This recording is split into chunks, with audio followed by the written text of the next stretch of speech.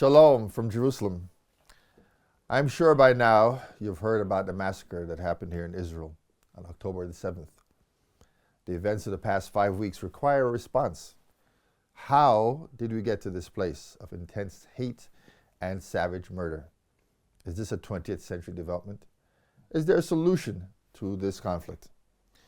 This Arab-Jew conflict is not decades old. It's not hundreds of years old. It is thousands of years old. If the saying, the past is prologue, is true, then we have to go back to Abraham. The present-day conflict started with Abraham. How is that? The Bible states in Genesis chapter 12, the Lord had said to Abram, "Go from your country, your people, and your father's household to the land I will show you. I will make you into a great nation, and I will bless you. I will make your name great, and you will be a blessing. I will bless those who bless you, and whoever curses you, I will curse. And all peoples on earth will be blessed through you." So Abram went, as the Lord had told him. Notice several things. Abraham, or Abram, was told by God to leave his homeland and go to this land. He did not come on his own initiative. He did not come to stake a claim here in Canaan. Secondly, God would bless Abraham, and he in turn would bless others, even the whole world. So far, so good. So how is this present conflict Abraham's fault? Patience, my friends, patience. Abram left Ur of the Chaldees at 75 years of age to go to Canaan, present-day Israel/Palestine. 11 years later, God says to him, "A son who's your own flesh and blood will be your heir." Up to this point, Abraham and Sarah were childless. God also says to Abraham, "I'm the Lord who brought you out of the Ur of the Chaldees to give you this land, to take possession of it." Genesis chapter 15, verse 7. Right after this encounter with God, Sarah tells Abraham, "Let's use a surrogate to carry on your name." Abram agrees, and he has sex with Hagar, and she becomes pregnant. She runs away from Sarah because Sarah is making her life unbearable. Sarah is jealous of the fact that Hagar is pregnant and she was not. Before Hagar gives birth, God appears to her and says, "Behold, you are with child, and you shall bear a son. You shall call his name Ishmael, because the Lord has heard your affliction. He shall be a wild man. His hand shall be against every man, and every man's hand against him. And he shall dwell in the presence of all his brethren." That's Genesis 16, 11, and 12. Hagar returns to her mistress Sarah as directed by God. She, Ishmael, Abraham, and Sarah lived together without any drama for 13 years. It is then that God appears to Abraham again. He tells him that Sarah will give birth to a son. She laughs at this preposterous idea. She's 89 years old, and Abe is 99. God also tells Abraham to circumcise Ishmael, the men in his house, and himself. God makes another promise to Abraham in chapter 17 of Genesis, verse 8. "The whole land of Canaan, where you now reside as a foreigner, I will give as an everlasting possession to you and your descendants after you, and I will be your God." God names the place, Canaan, and states the terms. It will be an everlasting possession. It is God's gift to Abraham and his descendants. But which descendants? 1 year later, Genesis 21, Sarah gives birth to Isaac. Isaac is circumcised on the 8th day, and 4 years later, he's weaned. It is at this event that Sarah notices Ishmael molesting her son. She's furious. She tells Abraham, "Kick Hagar and Ishmael out of the camp." She does not want Ishmael anywhere near Isaac. After prompting from God, Abraham sends him off into the desert. After the water runs out, Hagar and Ishmael wait for death. God hears her son's cry and saves them from certain death. God tells Hagar, quote, "I will make him a great nation." Genesis 21, verse 18. After this drama, God tests Abram's faith with the sacrifice of Isaac on Mount Moriah. Abram was going to go through with the sacrifice when the angel of the Lord stops him, and a substitute is offered up instead, a ram caught in the thicket. Sarah dies and is buried in the cave of Machpelah, and after a period of mourning, Abraham gets a wife for Isaac. Her name is Rebekah. Isaac marries Rebekah and she gives birth to twins, Esau and Jacob. God appears to Isaac in Genesis chapter 26. There's another famine in the land of Canaan, like in the time of his father Abraham. He decides to go down to Egypt. However, God says, do not go down to Egypt. Live in the land where I tell you to live. Stay in this land for a while, and I will be with you and will bless you. For to you and your descendants I will give all these lands, and will confirm the oath I swore to your father Abraham. I will make your descendants as numerous as the stars of the sky, and give them all these lands, and through your offspring all nations on earth will be blessed. Because Abraham obeyed me and did everything I required of him, keeping my commands, my decrees, and my instructions. End of quote. So Isaac stayed in Gerar. This promise was not made to Sarah's son. This promise was made to Sarah's son, not Hagar's son, Ishmael. Subsequently, God appears to Jacob in chapter 28. Jacob is going to his uncle's house in Haran because he has incurred the wrath of Esau. Esau has threatened to kill him. It is in Bethel that God tells Jacob, quote, I am the God of your father Abraham and the God of Isaac. I will give you and your descendants the land on which you are lying. Your descendants will be like the dust of the earth, and you will spread out to the west, to the east, to the north, to the south. All peoples on earth will be blessed through you and your offspring. End quote. You know the rest. Jacob has 12 sons. They become the 12-tribe confederacy, which will become the nation of Israel. After 400 years of slavery in Egypt, they are miraculously delivered from Pharaoh's oppressive hand. The Passover commemorates the experience. They wander for 40 years in the wilderness. They cross the Jordan River and conquer the land of Canaan. According to Paul in Acts chapter 13, Israel has had judges ruling over them for 450 years. Saul was their king for 40 years. Then David and his descendants ruled in this land from around 1000 BC to 586 BC. Jerusalem is destroyed, and the people of Israel go into the Babylonian captivity. A remnant returns to the land as subjects to Persia and Greece. There's a brief period of self-rule under the Maccabees. That's for about 100 years or so. The Roman invasion in 63 BC ends all Jewish aspirations for self-rule. After the temple is destroyed in 70 AD, the vanquished Jews are banned from Jerusalem and scattered throughout the Roman world. In 135 AD, Hadrian renamed the area Syria Palestina, obliterating any connection to the Jews. The land had been formerly called Judea. It remained under Roman rule until the Muslim invasion in 639 AD. There was an uneasy peace between the Christians, Greeks, Orthodox, and the Muslims until the Crusaders arrived in 1092. Jews were allowed to live in Palestina, but access to the Temple Mount, in particular in Jerusalem in general, was restricted. The Crusaders, Latin Christians, slaughtered Jews, Greek Christians, and Muslims on their way to the Holy Land.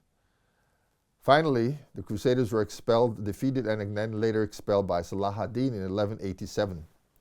Jerusalem came back under Muslim control and stayed under that way till 1917, when the last Muslim power in the region, the Ottoman Turks, were defeated by the British. During the time of the Ottomans, Jews were coming back to the land little by little, bit by bit, but not to the south, but to the north in Galilee. They built up Safed, and as I said, they settled in the area in Galilee because they were kind of off limits to the area south in Jerusalem. Then how did Palestine become the destination for so many Jews? Two phrases: anti-Semitism and Zionism. I know this has been long, but bear with me, I'm almost at my end. What is anti-Semitism? The dictionary definition is hostility to or prejudice against Jewish people. The first recorded act of anti-Semitism is in Exodus chapter 1. The king, Pharaoh, orders all the Hebrew boy babies killed. Note well, the Jewish people have gone through some name changes over the millennia. Before the exodus from Egypt, they were called Hebrews. After the conquest of Canaan, they were called Israelites. After the exile to Babylon, they were called Jews. But back to Pharaoh. This act of genocide is irrational and illogical. Irrational because slaves are wealth. Who in their right mind destroys their wealth? Illogical, because the Hebrews were not subversive or a threat to Egyptian power. So this anti-Semitism has to be more than that, more than something in the natural. It's almost diabolical, if not truly diabolical, something otherworldly. The second recorded act of anti-Semitism is in the book of Esther. Haman wants to wipe out all the Jews in the Persian Empire. He convinces the king to sign a decree which will result in the annihilation of every man, woman, and child of Jewish stock. By a stroke of luck or divine intervention, Haman is killed and his plan thwarted. Throughout the last 2,000 years, Jewish blood has been spilled time and time again. Remember the Inquisition? How many Jews were killed by well-meaning Catholics? What about the pogroms in Eastern Europe? If you are an intellectually honest person, you have to ask yourself, why such hatred for the Jew? Jews make up 0.002% of the earth's present population. They're not a threat to the world, but since the Jews not wanted anywhere, they came back to their homeland, Palestine/Canaan/Israel. Another motivator of Aliyah, or coming back to the land, was Zionism. The dictionary defines it as a movement to reestablish a homeland for Jews in Palestine. At the end of the 19th century and the beginning of the 20th, Jewish and Christian voices were calling for the return of the Jews to Palestine. The Jews saw no future for themselves in Europe, especially after the vicious acts of anti-Semitism in Russia and Eastern Europe. Even in Western Europe, Jews were discriminated against. An example of that is the Dreyfus Affair. After World War I ended, Britain made promises to both the Jews and the Arabs, promises which they did not keep. The early Zionists missed opportunities to create alliances with the Arabs in Palestine. They did not see their goals as mutually inclusive. Tension developed between the groups and then bloodshed. World War II made the need for a Jewish homeland more urgent. The slaughter of 6 million Jews was a major catalyst in bringing a Jewish state into being. The United Nations approved the partition plan for Palestine in November 1947. Quote, the Arab state would embrace 4,500 square miles with 804,000 Arabs and 10,000 Jews. The Jewish state would encompass 5,500 square miles, most of which was desert, by the way, 538,000 Jews and 397,000 Arabs.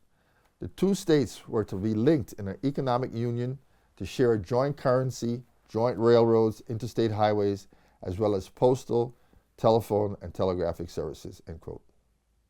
The Jews accepted this plan. The Arabs did not. After the British left Palestine in May 1948 and Israel declared nationhood, war broke out with Egypt, Syria, Iraq, Lebanon, and Jordan.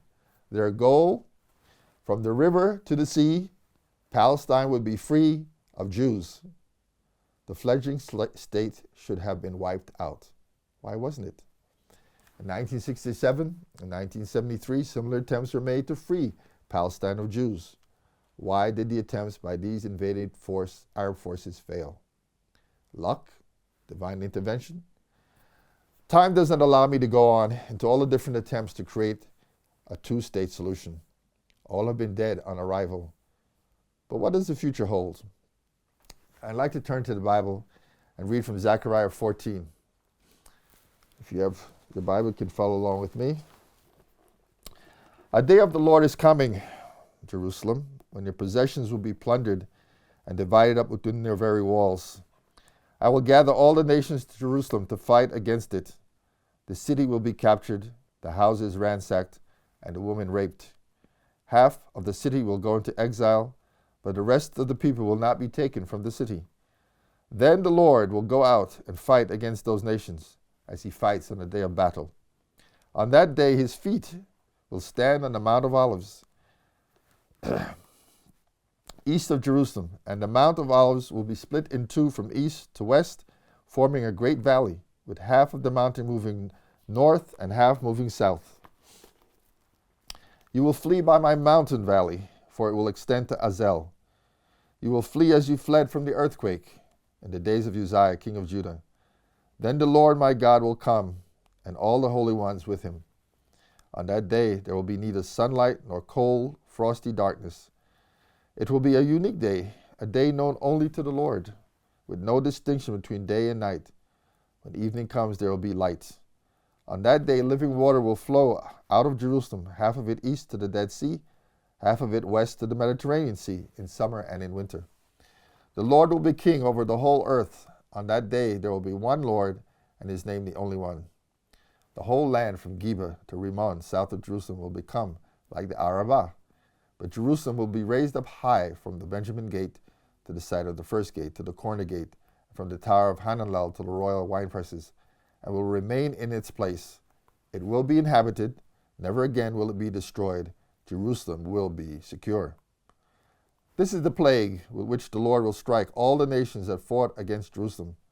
Their flesh will rot while they're standing on their feet.